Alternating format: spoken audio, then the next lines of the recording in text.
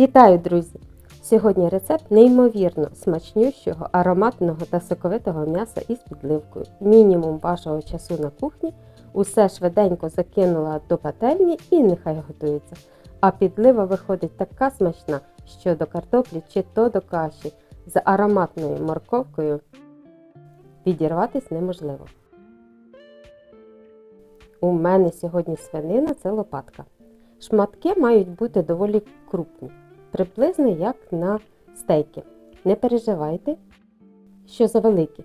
Так потрібно. Усе буде потім тушкуватись на мінімальному вогні. І м'ясо буде завдяки цьому неймовірно соковитим, як у консерві, якщо ви його довгенько протушкуєте.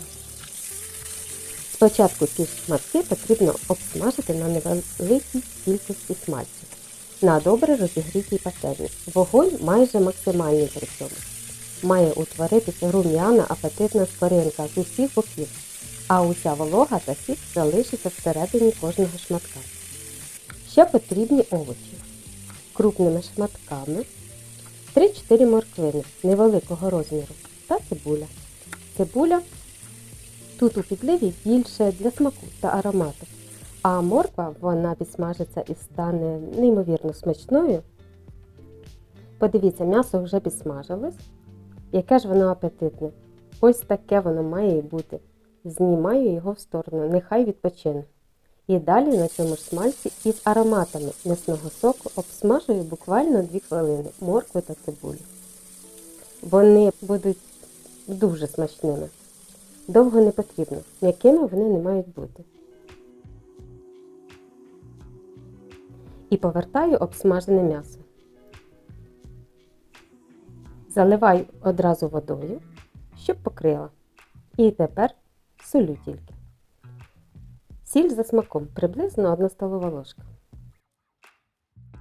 Свіжомелений чорний перець та, звісно, кілька листочків лаврових.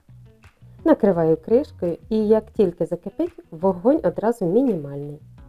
І забуваю. Тушкую не менше 1 години, а якщо є час, тоді більше. М'ясо буде розділятись на волокна.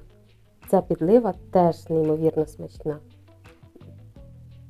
Друзі, буду рада, якщо приготуєте саме так. До картопляного пюре із морковкою, огірочком, зверху полити підливкою, за вуха не відірвати. А я усім бажаю смачно їсти, бути здоровими. Усім пока! До нових цікавих відео!